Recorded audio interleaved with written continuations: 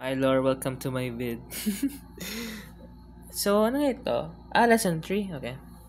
Okay, so maghatag ko be given nga 10 meters south, 15 meters north, kag 20 meters east. So, inadabing given. So, di ba So ang duwan diriyo verticals lang nga duwa ang south kag ang north.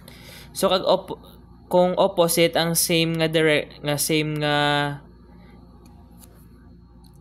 line, parallel line, i-minus mo sila. So di ba ang south kag ang north inverse, so i-minus mo ang south kag ang north. So ang value kay una ang south sa given nga value, siya ang ibutang mo una. So, magiging 10 minus 5 is equals to, 15, gali. 10 minus 15 is equals to 5 meters. 5 meters north or negative 5 meters south. Same lang gapong direction, minus 5 meters south. Dason, copy lang ang 20 meters east. Okay. So, ara na ang given. So, ang first nga step ini yung first nga step, simplification. Butang ko. First step, simplify. Ang second nga step, graphical method. Second step, graphical method. Ihimuan mo graph ang imong yung given nga values. So, ang first nga value, kundi ang una mo ibutang sa graph is ang mas mataas nga value. So, ang mas mataas nga value is ang east. Kaya kung sino ang mas mataas ang value, siya ang dominant. So, ang east is 20 meters. So, ang mabutang ta 1 centimeter is equals to 5 meters. So, 1, 2, 3, 4. So, diri ang 20 meters sa east. Then, 5 meters north. 1, 2, 3, 4. Diri o. So, ini na siya ang triangle. So, ang ini nga value, 5. Wait, check to. 5 gali na. Yan, maganda dako. Ini nga triangle. Pat diri lang gali o. Why na niyo? 5 meters lang gali ang north. So, 5 meters north. That's 20 meters east. So, yun na ng triangle. Ibaliwala lang na. Why na? Ini siya ang hypotenuse. Nain mo ang bago. 1, 2, 3, 4, 1. Na. 5 meters, 5 meters, 20 meters. So, diri ang angle. Nga pangitaon ta. Wait. Okay, so ara na ang graphical method. So, ara ang iyasang basta. Now, third step is to find the x and y components. So, ang x, y components.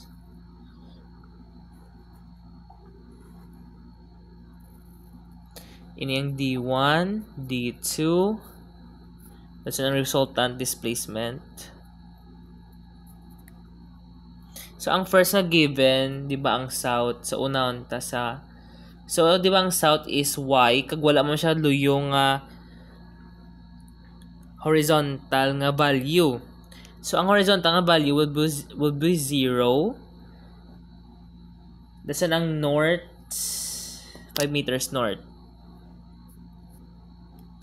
Dason is naman dason sa sa dito, which will be 20. So, ang y 0. Then, i-add up mo 0 plus 20. Ang resultant distance ng x would be 20. So, 5 plus 0, resultant value, resultant displacement of y would be 5. Next, nakuha mo na ang, nag-simplify ka na, naka-graphical method ka, kag nakaano ka na sa x kag y components, then we use the Pythagorean theorem. Pythagorean theorem para makuha ang resultant vector. C is equals to the square root of a squared plus b squared. So, di ba yun yung formula? Pero i-change tang a squared to b squared into d1 squared plus d2 squared, which will become this.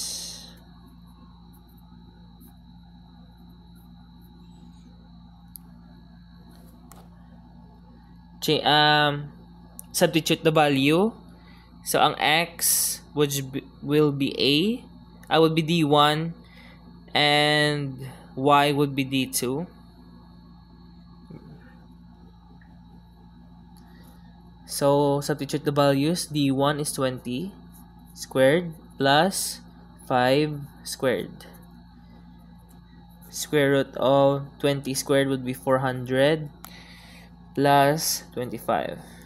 It's equals to the square root of 425, which is, in calculator ko,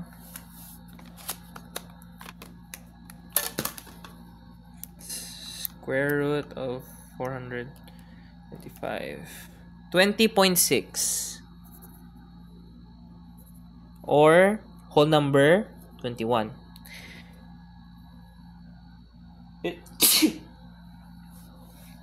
So, nakuha mo na ang resultant vector or the hypotenuse. Ibutang mo na diyo. Ang value is 21 meters. So, kung nakuha mo na ang resultant vector, resultant displacement, x and y components, ang graphical method, dasan ang simplification sang each nga value. Ang last nga obrahon mo, pangitaon ang angle. So, baan mo naman kung paano mag-ano sang angle? TOA. Tan is equals to opposite over adjacent. So, baan naman nato kung diin ang iya sang opposite kag adjacent kay arang angle. So, di ba ang aring angle diriyo? So, ang adjacent would be 5 meters. The hypotenuse would be 21 meters. And the opposite would be 20 meters. Now, substitute the values. Dapat may theta dito. Tan theta is equals to opposite over adjacent. Then, tan theta is equals to opposite, which is 20 meters over 5 meters. 20 over 5 is equals to 4. Then, transpose ang tan para magiging cotangent. So, theta or the angle is equals to cotangent times 4, which is, shift tan 4. 76. 75.96 or 76 degrees. Ini ang angle Yahoo. Yan ang angle. 76 degrees. Sorry na. So, magbutang kasi ni isang iya value, it would be 21 meters, 76 degrees. Wait, pababaw, no? Wait. Oo, sakto. Would be east of north.